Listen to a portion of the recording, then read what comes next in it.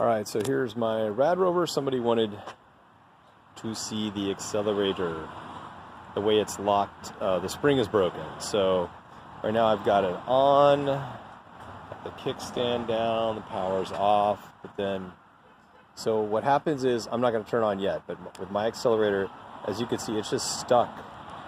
Any position I turn it, it just stays. So right now that would be full speed. That's maximum speed, and I can dial it down accordingly. So what happens is when I push the button, this red button,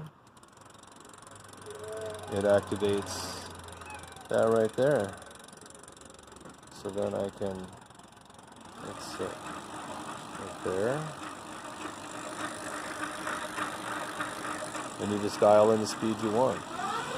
That's full speed.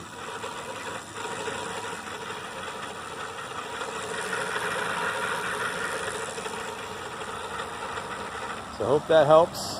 But somewhere in here, there's a spring mechanism that allows it to flip back. And again, you have to do that. Like, this just happened to me, so it's kind of a gift and a curse. If you're concerned about safety, definitely, as we all should be, you shouldn't do this.